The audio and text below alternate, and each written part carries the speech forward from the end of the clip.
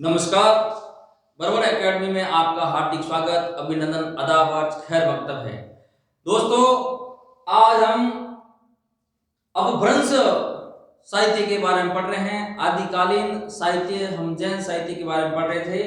आदिकालीन साहित्य और जैन साहित्य के बारे में चर्चा कर रहे थे।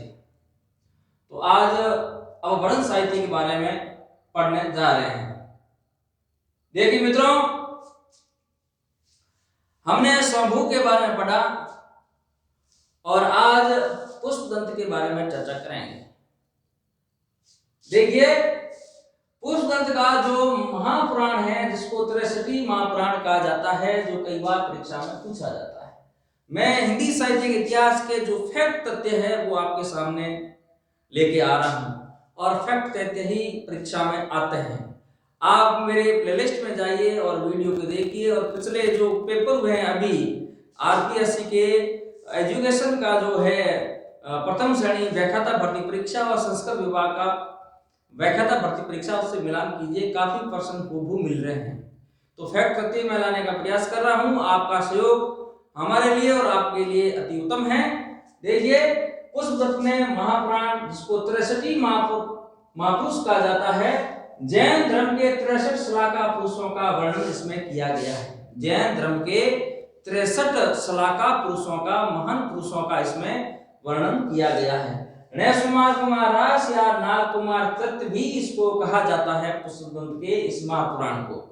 और जसहर चरियु यशोधरा चरित भी इन्होंने लिखा है। नोट, शिव सिंह सैनी ने पुष्पदंत को अपभ्रंश का भवभूति कहा है। ये कई बार परीक्षा में आता है, अपभ्रंश का भवभूति जाना जाता है। कई बार परीक्षा में आता है, अपभ्रंश का भवभूति जाना जाता है। तो दोस्तों, अपभ्रंश का भवभूति ये आपके पुष्पदंत होगा, जो शिव सिंह सेंगर ने माना है। कई बार परीक्षा में आता है, शिव सिंह सेंगर के अनुसार अपभ्रंश का भवभूति किसको माना गया है, तो पुष्पदंत होगा। महापुराण की रचयिता कौन है? पुष्पदंत है। ठीक है ना। आगे है, महापुराण ग्रंथ के आधार पर इनको अपभ्रंश का वेद व्यास भी कहा जाता है। देखिए कितना इंपॉर्टेंट सवाल है। भवभूति भी आ गया और अपभ्रंश का वेद व्यास भी आ गया। अपभ्रंश का वेद व्यास किसको कहा गया है? पुष्पदंत को। और अपभ्रंश का भवभूति किसको कहा गया है? पुष्पदंत को। कितना महत्वपूर्ण सवाल है। कई बार परीक्षा में आते हैं ऐसे सवाल, कई बार आते हैं। देखिए, पुष्पदंत का अभिमान मेरु भी कहा जाता है। तीसरा, पुष्पदंत को अभिमान मेरु भी कहा जाता है। 3 उपाधियां इसमें देखिए। अपने शिव सिंह सेंगर के अनुसार पुष्पदंत को अपभ्रंश का भवभूति कहा जाता है और इसको अपभ्रंश का वेदव्यास भी कहा जाता है और पुष्पदंत को अभिनव मेरु भी कहा जाता है। 3 उपाधियां हैं इनकी। और यह पुष्पदंत बहुत ही महत्वपूर्ण होता है। जब भी टीचर से भर्ती या प्रोफेसर भर्ती, नेट का एग्जाम, हिंदी का पेपर होता है, उसमें पुष्पदंत के विषय में जरूर एक सवाल पूछा जाता है। तो देखिए मित्रों, आप ध्यान रखें, इनकी 3 उपाधियां हैं। इनको शिव सिंह सेंगर ने अपभ्रंश का भवभूति का, और इनको वेदव्यास भी कहा जाता है अपभ्रंश का, और इसको अभिनव मेरु भी कहा जाता है। फिर तीसरे नंबर पे हमारे आते हैं धनपाल। धनपाल ने जो रचना की थी वो रचना है भविष्यत कहा या भविष्यत कहा। ये दोनों ऑप्शन है आपके सामने, परीक्षा में आ सकता है। भविष्यत कहा के रचनाकार कौन है? धनपाल। और ये भी आ सकता है भविष्यत कहा, जिसमें स और है, उसके भी रचनाकार धनपाल है। या फिर ऐसे आ सकता है, इनमें से धनपाल की रचना है तो इसमें स्लैश होगा, या दोनों आते ही पर्सन डिलीट होगा। ठीक है ना। 10वीं शताब्दी की रचना मानी जाती है धनपाल की भविष्यत का। इंपॉर्टेंट रचना है।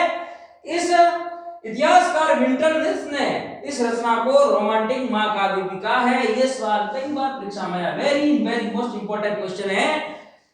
विंटरनिल्स ने किस रचना को रोमांटिक महाकाव्य कहा है? तो रचना है भविष्यत कहा। धनपाल की रचना है भविष्यत कहा, जिसको विंटरनिल्स ने, इतिहासकार विंटरनिल्स, जिसने कहा है कि ये रोमांटिक महाकाव्य है। इस बात को आप विशेष तौर से ध्यान में रखें। देखिए मित्रों, आगे बात करें तो चौथे नंबर पर जैन साहित्यकार या अपभ्रंश साहित्यकार जोइंदू आते हैं। तो जोइंदू ने लिखा परमात्म प्रकाश व योग सार, दो रचनाएं लिखी, एक का नाम है परमात्म प्रकाश, दूसरा है योग सार। 5वें नंबर पर आते हैं मुनि राम सिंह, जिसकी पहुड़ दुआ रचना प्रसिद्ध है, जो कई बार परीक्षा में आता है। पहुड़ दुआ के रचनाकार कौन है? राम सिंह। पहुड़ दुआ के रचनाकार कौन है? राम सिंह। पहुड़ दुआ रचनाकार मुनि राम सिंह कहो या राम सिंह, एक ऑप्शन आएगा राम सिंह, ठीक है ना। उसमें लिखा है तत्वज्ञान और निग्रह इंद्रिय संबंधी उपदेशात्मक ग्रंथ है ये। इसमें तत्वज्ञान, विग्रह इंद्रिय संबंधी या उपदेशात्मक ग्रंथ है पहुड़ दुआ, कई बार परीक्षा में यह आता है। 6ठे नंबर पे हमारे आते हैं हेमचंद्र, कवि हेमचंद्र, जिसको सिद्ध हेमचंद्र कहते हैं, और इन्होंने सिद्ध हेमचंद्र शब्दानुशासन ग्रंथ की रचना की, जो यह परीक्षा में आता है सवाल। ये सवाल आ चुके हैं सब परीक्षा में, कई बार रिपीट होते हैं हर बार। शब्दानुशासन किसकी रचना है? सिद्ध हेमचंद्र की। भविष्य का किसकी रचना है? धनपाल की। महापुराण किसकी रचना है? पुष्पदंत की। और जोइंदू ने रचना की परमात्म प्रकाश, और योग सार राम सिंह की रचना है पहुड़ दुआ। ये कई बार परीक्षा में सवाल आते हैं या फिर मिलान में आ जाता है। एक तरफ जैन साहित्यकार, अपभ्रंश जो साहित्यकार है उनके नाम दे दी जाएंगे, और एक तरफ रचना दे दी जाएगी, मिलान करो। ज्यादा पसंद देने होते हैं तो मिलान करो, ऐसे सवाल दिए दी जाते हैं। अक्सर परीक्षा में आजकल मिलान वाले ज्यादा सवाल आते हैं। तो देखिए मित्रों, आपको मैंने जो फैक्ट तथ्य थे वो मैं लेकर आया हूं, उनको आप अच्छी तरीके से पढ़ें, और पेन और कॉपी जरूर लेकर बैठिएगा। जब भी इस चैनल पढ़ने बैठते हैं, पेन और कॉपी से अब मैं थोड़ी सी तथ्य लेके आता हूं, उस तथ्य को आप थोड़ा मत माने, वो परीक्षा के लिए बेहद ही उपयोगी है। आगे है ये जो हेमचंद्र का ग्रंथ है शब्दानुशासन, यह एक व्याकरण ग्रंथ है। इसके बारे में कई बार पूछा है, क्या रचना दे देंगे, जैसे सिद्ध हेमचंद्र द्वारा रचित शब्दानुशासन है, एक व्याकरण ग्रंथ है, एक इतिहास ग्रंथ है, एक तत्व ज्ञान संबंधी है, एक इंद्रिय संबंधी ग्रंथ है। ऐसे चार आपके सामने ऑप्शन रख दिए जाएंगे, तो आप इसको व्याकरण ग्रंथ करें, बहुत ही इंपॉर्टेंट है, और ये आ चुका सवाल है। प्राकृत या अपभ्रंश का पाणिनि भी इसको कहा जाता है, देख लीजिए। हेमचंद्र को प्राकृत या अपभ्रंश का पाणिनि भी कहा जाता है, इस बात को आप नोट करें। प्रश्न सीधा पूछ लिया जाता है, प्राकृत या अपभ्रंश का पाणिनि किस जैन साहित्यकार को कहा जाता है? तो आएगा आपके सिद्ध हेमचंद्र। कुमारपाल चरित हिंदी साहित्य में द्वाश्रय शैली में रचित प्रथम ग्रंथ है, जो सिद्ध हेमचंद्र द्वारा रचित है, और इनकी अन्य रचना एक योगसार, प्राकृत व्याकरण, छंदानुशासन और देशी नाममाला, जो एक कोश ग्रंथ है, ये इनकी अन्य रचना है।